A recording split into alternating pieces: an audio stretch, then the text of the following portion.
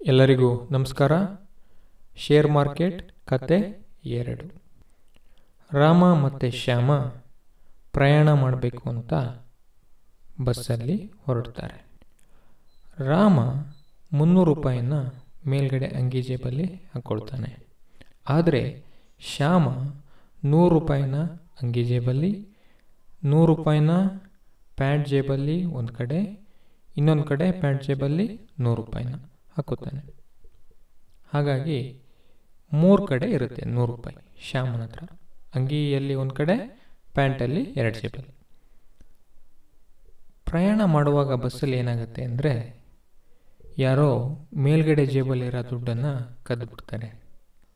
ಏನಾಗುತ್ತೆ ಅವಾಗ ಅಂದರೆ, ರಾಮನ ಹತ್ರ ಇರೋ 300 ರೂಪಾಯಿನೂ ಹೋಗುತ್ತೆ, ಆದರೆ ಶ್ಯಾಮನ ಹತ್ರ ಇರೋ 100 ರೂಪಾಯಿ ಮಾತ್ರ ಹೋಗುತ್ತೆ.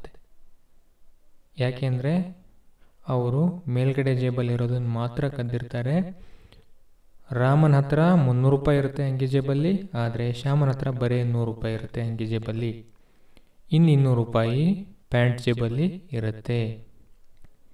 ಹಾಗಾಗಿ ಶ್ಯಾಮನ ಹತ್ರ 200 ರೂಪಾಯಿ ಹಾಗೇ ಉಳ್ಕೊಳ್ತು. ಶ್ಯಾಮನೇ ರಾಮನ ಟಿಕೆಟ್ ಮಾಡಿಸ್ತಾನೆ. ಅವರು ಪ್ರಯಾಣವನ್ನು ಮುಕ್ತಾಯಗೊಳಿಸ್ತಾರೆ.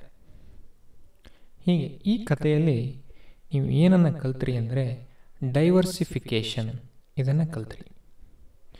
ಇದು ಏನು ಅಂದರೆ, ಶ್ಯಾಮ ಏನು ಮಾಡ್ದ ಅಂದರೆ, ಅವನ ದುಡ್ಡನ್ನು ಒಂದೇ ಕಡೆ ಇಟ್ಕೊಳ್ಳಿಲ್ಲ.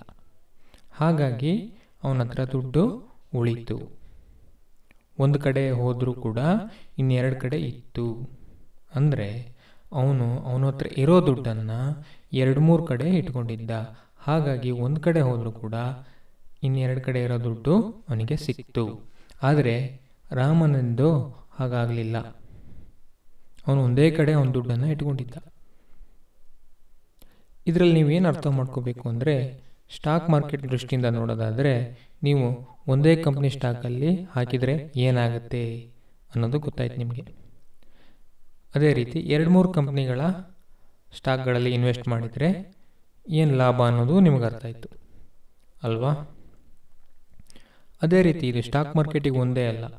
ನೀವು ಒಂದೇ ಬ್ಯಾಂಕಲ್ಲಿ ದುಡ್ಡಿಟ್ರೆ ಏನಾಗುತ್ತೆ, ಇಲ್ಲ 2-3 ಬ್ಯಾಂಕಲ್ಲಿ ದುಡ್ಡಿಟ್ರೆ ಏನಾಗುತ್ತೆ, ಎಲ್ಲದಕ್ಕೂ ಇದನ್ನು ನೀವು ಅಪ್ಲೈ ಮಾಡ್ಕೋಬಹುದು. ಸ್ಟಾಕ್ ಮಾರ್ಕೆಟಲ್ಲಿ ಇದನ್ನೇ ಡೈವರ್ಸಿಫಿಕೇಷನ್ ಅಂತ ಕರೀತಾರೆ. ಧನ್ಯವಾದಗಳು.